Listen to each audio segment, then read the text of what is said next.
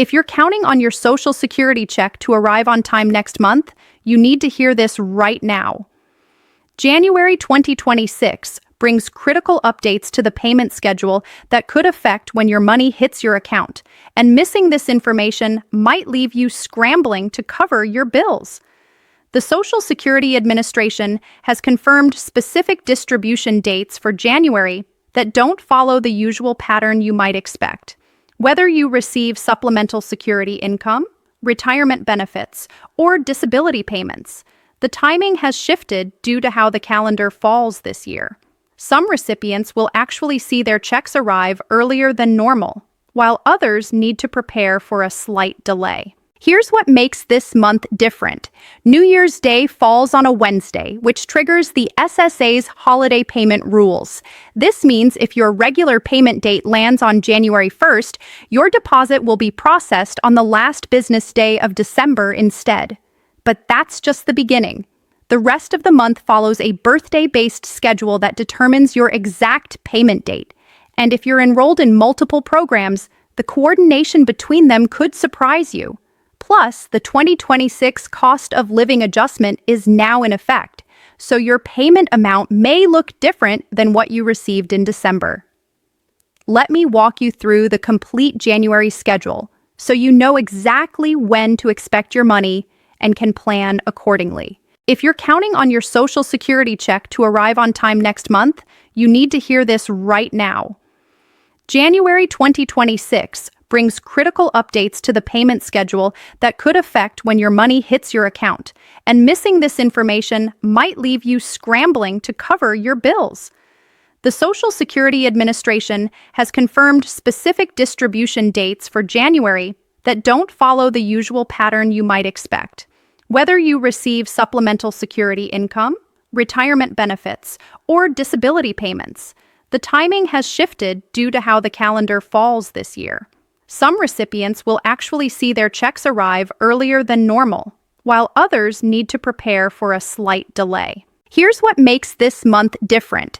New Year's Day falls on a Wednesday, which triggers the SSA's holiday payment rules. This means if your regular payment date lands on January 1st, your deposit will be processed on the last business day of December instead. But that's just the beginning. The rest of the month follows a birthday-based schedule that determines your exact payment date. And if you're enrolled in multiple programs, the coordination between them could surprise you. Plus, the 2026 cost of living adjustment is now in effect, so your payment amount may look different than what you received in December. Let me walk you through the complete January schedule so you know exactly when to expect your money and can plan accordingly. Now let's break down exactly what's happening with your January payment and why this month requires special attention. The biggest change you need to know about is that Supplemental Security Income recipients are getting their January payment on December 31st, 2025, not on January 1st. This isn't a mistake or a bonus payment. It's happening because New Year's Day falls on a Wednesday this year, and the Social Security Administration has a long-standing policy that whenever the first of the month lands on a weekend or federal holiday, they process that month's SSI payment on the last business day before it. So if you receive SSI, that money should already be in your account or arriving within the next few days, giving you access to your January funds a little earlier than you might have expected. For regular Social Security beneficiaries, the payment schedule follows a different pattern based on your birthday. And this year, you're also receiving the 2.8% cost of living adjustment that was announced back in October. This adjustment means your check amount has increased compared to what you were receiving in December. For the average retiree, this translates to about $56 more each month, bringing the typical payment up to around $2,071. For married couples receiving benefits, the increase averages around $88 per month. Now, I know that might not sound like a huge amount when you're dealing with rising costs for groceries, utilities, and medical expenses, but it's designed to help your benefits keep pace with inflation based on how prices changed throughout 2025. The actual payment dates for January depend entirely on when you were born and when you first started receiving benefits. If you began receiving Social Security benefits before May 1997, or if you're receiving both Social Security and SSI, your Social Security payment arrives on the 3rd of the month. But here's where January gets interesting. Since January 3rd falls on a Friday this year, those payments are being processed on January 2nd instead, which is Thursday. This is another one of those adjustments the SSA makes to ensure you're not left waiting when a payment date would normally fall on a weekend or holiday. So if you're in this category, your money should hit your account on January 2nd. For everyone else who started receiving benefits after May 1997, the payment schedule is determined by your birth date, and payments go out on Wednesdays throughout the month. If your birthday falls between the 1st and 10th of any month, you receive your payment on the second Wednesday, which for January is the 14th. If you were born between the 11th and 20th, your payment comes on the third Wednesday, which is January 21st this year. And if your birthday is between the 21st and 31st, you're looking at the fourth Wednesday, which puts you at January 28th. This birthday-based system has been in place for years now, and it's designed to spread out the distribution of payments so the system can handle the massive volume of transactions smoothly. We're talking about nearly 71 million people receiving Social Security benefits, so staggering these dates across the month makes the whole operation more reliable for everyone. One thing that catches people off guard is when they receive multiple types of benefits. If you're getting both Social Security retirement or disability benefits and SSI, you need to track two separate payment schedules. Your SSI payment follows that first of the month schedule I mentioned earlier, which means you already received your January SSI on December 31st. Your Social Security payment, meanwhile, comes on the 3rd of the month if you started benefits before May 1997, or on the Wednesday that matches your birthday if you started after that date. Some people worry when they see two payments coming in at different times, thinking there's been some kind of error, but this is exactly how the system is supposed to work when you qualify for both programs. Another important detail for January involves people who are receiving SSI. You might notice that you get what looks like two SSI payments in January. This happens because your February SSI payment is also coming early. February 1st falls on a Saturday this year, so the SSA is processing that payment on January 30th, which is a Friday.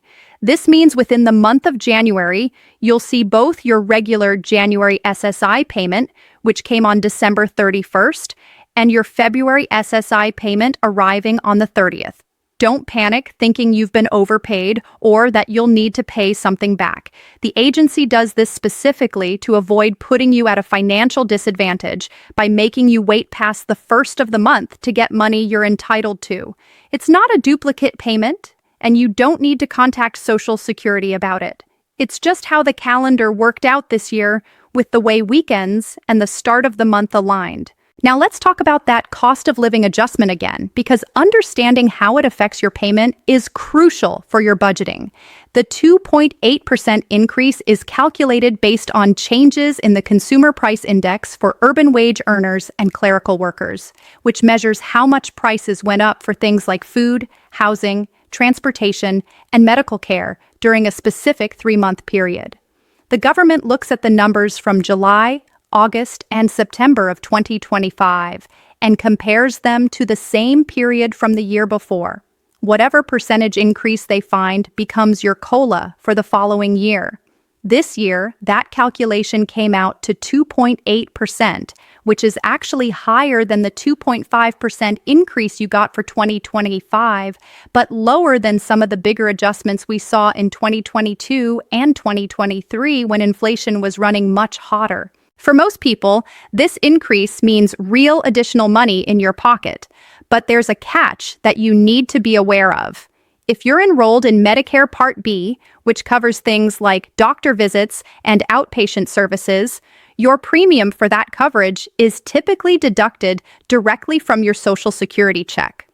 The standard Part B premium is projected to jump significantly in 2026, potentially rising by more than $20 per month compared to what you paid in 2025. This means that while your gross Social Security benefit is increasing by 2.8%, your net payment after the Medicare premium is deducted might not go up by nearly as much. Some people find that their actual take-home amount only increases by a small fraction of that 2.8% because the Medicare premium hike eats up a big chunk of the COLA. It's frustrating, but it's been a pattern for years now where healthcare costs rise faster than general inflation, which means Medicare premiums tend to take a bigger bite out of cost of living adjustments. If you haven't checked your My Social Security account recently, now is the perfect time to log in and verify your new payment amount. The Social Security Administration makes your COLA notice available online through their message center, usually starting in late November or early December. This notice shows you exactly what your new monthly benefit will be, including any deductions for Medicare premiums, and it gives you the specific dates when you can expect your payments throughout the year. If you don't have a My Social Security account yet, setting one up is free and straightforward. You just go to the Social Security Administration's website, click on the option to create an account, and follow the prompts to verify your identity. Once you're set up, you can access all kinds of useful information, including your payment history, your earnings record, estimates of future benefits, and you can even request a replacement Social Security card if you need one. The online account also lets you change your direct deposit information if you switch banks, and you can opt to receive your notices electronically instead of waiting for paper copies to arrive in the mail. Speaking of direct deposit, if you're still receiving your Social Security payment by paper check, you really should consider switching to direct deposit.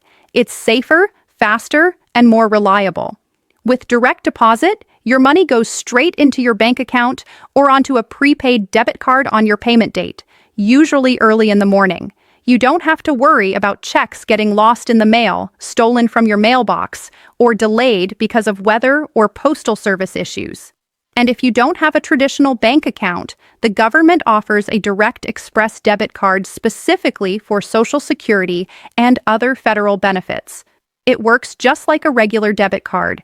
You can use it to make purchases, withdraw cash from ATMs, and pay bills online. There's no credit check required, no minimum balance, and no monthly fee for basic services. Making the switch to direct deposit is easy. You can do it through your My Social Security account online by calling the Social Security Administration, or by filling out a form and taking it to your bank.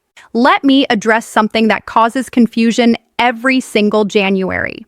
If your payment doesn't show up in your account on the exact date you're expecting it, don't immediately assume there's a problem. Banks and financial institutions sometimes take a little while to process deposits, especially early in the morning. The Social Security Administration sends the payment data to your bank ahead of time, but your specific bank controls when they actually release the funds into your account. Most banks and credit unions post Social Security deposits very early on payment day, often around midnight or in the early morning hours. But some institutions might take until later in the day. If your payment date was today and it's still not showing up by mid-afternoon, that's when you might want to call your bank first to ask if the deposit is pending. The Social Security Administration says you should wait 3 business days after your expected payment date before contacting them about a missing payment, because sometimes there are processing delays on the banking side that resolve themselves within a day or two. Another scenario that throws people off is when they're waiting for their first Social Security payment after just getting approved for benefits. If you recently got approved for retirement, disability, or survivor benefits, your first payment might not follow the regular schedule right away. There's often a delay while the Social Security Administration processes your application, verifies your information, and sets up your account in their system. Your first payment could come several weeks or even a couple months after your approval, and it might include back pay for previous months. Once you're in the regular payment system, though, you'll fall into that predictable schedule based on your birthday or your start date, and your payments should arrive like clockwork every month going forward. For those of you who are still working while receiving Social Security benefits, January is also when you need to think about the earnings limit and how it might affect your payments. If you're below your full retirement age for the entire year of 2026, there's a cap on how much you can earn from work before the Social Security Administration starts reducing your benefits. That limit for 2026 is $24,480, and they deduct $1 from your benefits for every $2 you earn above that threshold. If you're reaching your full retirement age sometime during 2026, there's a different, more generous limit that applies only to the months before you hit that age. For people reaching full retirement age in 2026, the earnings limit is $65,160, and they deduct $1 in benefits for every $3 over that amount. Once you reach your full retirement age, the earnings limit disappears completely, and you can earn as much as you want without any reduction in your Social Security benefits. If you're working and you think you might go over these limits, it's important to report your estimated earnings to Social Security. If you don't report and you end up getting paid too much in benefits because your earnings were higher than expected, you'll have to pay that money back, which can create a real headache. The January payment schedule also matters if you're planning major expenses or trying to coordinate your bill payments. A lot of people set up automatic payments for their rent, mortgage, utilities, insurance, and other bills to come out right after their Social Security deposit hits. If your payment date is January 14th, 21st, or 28th, you need to make sure your automatic payments aren't scheduled to come out before your money arrives. This is especially important in January when people might be dealing with holiday bills, annual insurance payments, or property taxes that are due. Take a few minutes to review your bank statements and your automatic payment schedule to make sure everything lines up correctly. The last thing you want is to have a payment bounce or get hit with overdraft fees because your Social Security check hadn't arrived yet when a bill was processed. It's also worth remembering that the payment schedule affects when you'll get your tax documents. If you receive Social Security benefits, you'll get a form called the SSA 1099 that shows how much you received in benefits during 2025. This form is important because depending on your total income, some of your Social Security benefits might be taxable. The Social Security Administration usually makes these forms available through your My Social Security account by the end of January, and paper copies go out in the mail throughout February. You'll need this form when you file your federal income tax return. If your only income is from Social Security and you don't have any other substantial sources of income, you might not owe any taxes at all. But if you have income from a pension, retirement account withdrawals, part-time work, or investment earnings, there's a good chance that a portion of your Social Security benefits will be taxable. The rules around this are complicated, but generally speaking, if your combined income is above certain thresholds, up to 85% of your benefits could be subject to federal income tax. Before we wrap up, I want to mention one more thing that's happening in the Social Security system this year that you might have heard about. There's been discussion about the Social Security Administration potentially reducing in-person services at their field offices. The agency has been dealing with budget constraints and staffing shortages, and some internal plans have suggested they might need to cut back on the number of people who can visit local offices for help. This could mean longer wait times for appointments or more reliance on phone and online services. If you need help with your Social Security account, applying for benefits, or resolving an issue, it's becoming increasingly important to use the online tools and resources when possible. The My Social Security account I mentioned earlier can handle a lot of the tasks that used to require an in-person visit or a phone call. But if you do need to visit an office, especially for something complex like applying for disability benefits or appealing a decision, try to make an appointment in advance rather than just showing up, because walk-in availability may be limited. The bottom line with all of this January 2026 payment information is that staying informed and organized makes a huge difference in avoiding stress and financial problems. Mark your specific payment date on your calendar. Log into your My Social Security account and verify your new payment amount with the COLA increase factored in. Double-check that your direct deposit information is current and accurate. Review your automatic bill payments to make sure they're scheduled after your Social Security money arrives. And if you're working while receiving benefits, keep track of your earnings so you don't accidentally go over the limits and create problems with your payments later. Social Security is designed to provide you with a stable, predictable source of income, but you need to understand how the system works and stay on top of the details to make sure you're getting everything you're entitled to without any surprises or disruptions.